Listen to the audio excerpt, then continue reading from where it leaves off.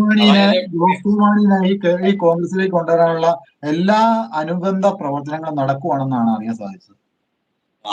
ആയിക്കോട്ടെ, പക്ഷെ അവിടെ നമുക്ക് പറഞ്ഞു നോക്കാനുള്ള ഈ ഒരൊറ്റ കാര്യമുള്ളൂ. അതായത് കയ്യിൽ ഒരു മാണിക്യം ഉണ്ടെങ്കിൽ ആ മാണിക്യത്തെ നമ്മൾ പുറംകാലിന് ചവിട്ടി എറിഞ്ഞിട്ട് കുപ്പയിൽ കിടക്കുന്ന വേസ്റ്റ് പെറുക്കിക്കൊണ്ട് വരുന്ന ഒരു അവസ്ഥയിലേക്കാണ് ശരിക്കും പറഞ്ഞു കഴിഞ്ഞാൽ ഇപ്പൊ വി ഡി സതീശൻ നേതൃത്വം നൽകുന്ന ആ വി ഡി സതീശനിസ്റ്റുകൾ ഞാൻ അങ്ങനെ തന്നെ പറയുള്ളൂ, ആ സതീശനിസ്റ്റുകൾ ഇപ്പൊ ചെയ്തുകൊണ്ടിരിക്കുന്നത്.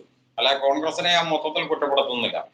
കാരണം കയ്യിലിരുന്ന മാണിക്യമാണ് ശരിക്കും പറഞ്ഞു കഴിഞ്ഞാൽ രാഹുൽ മാക്കൂട്ടം ഒക്കെ അതിശക്തമായിട്ട് ഈ കോൺഗ്രസിന്റെ ഭാഗമായിട്ട് നിന്ന് പ്രവർത്തിച്ചുകൊണ്ടിരുന്നപ്പോൾ മാത്രമാണ് കോൺഗ്രസ് ഒക്കെ അതിശക്തമായ നിലപാടിൽ ജയിച്ചു വന്നപ്പോൾ ഈ കഴിഞ്ഞ ത്രിതല പഞ്ചായത്ത് തെരഞ്ഞെടുപ്പിൽ പോലും ശരിക്കും പറഞ്ഞു കഴിഞ്ഞാൽ രാഹുൽ മാക്കൂട്ടത്തിന്റെ ആ ഒരു സാന്നിധ്യം നമുക്ക് കൃത്യമായിട്ട് അറിയാവുന്നതാണ്. കാരണം അന്നേ ദിവസം പോലും ഇവിടെ പാലക്കാട് 2-2 നേതൃത്വത്തെയാണ് ശരിക്കും പറഞ്ഞു കഴിഞ്ഞാൽ പൊതുസമൂഹം വളരെയധികം ശ്രദ്ധിച്ചത്. രാവിലെ മുഖ്യമന്ത്രി പോയി വോട്ട് ചെയ്ത് കഴിഞ്ഞ് മുഖ്യമന്ത്രി നടത്തിയിരിക്കുന്ന പ്രസ്താവനയും കാര്യങ്ങളും ഒക്കെ സ്വാഭാവികമായിട്ടും മുഖ്യമന്ത്രിക്ക് കിട്ടുന്ന ഒരു സോഷ്യൽ മീഡിയ അല്ലെങ്കിൽ മാധ്യമ പ്രസക്തി സ്വാഭാവികമാണ്.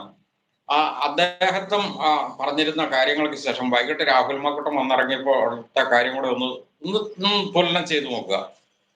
രാഹുൽ മാക്കൂട്ടം വന്ന ആ ഒരു വിഷയം എന്ന് പറയുന്നത് ശരിക്കും കേരളം, അതായത് ലോകത്തുള്ള സർവ്വ മലയാളികളെന്ന് വേണേൽ പറയാം, അവരത് അത്രയ്ക്ക് അങ്ങോട്ട് അപ്രിഷിയേറ്റ് ചെയ്യുന്ന രീതിയിലേക്ക് കാര്യങ്ങൾ കടന്നു വന്നു.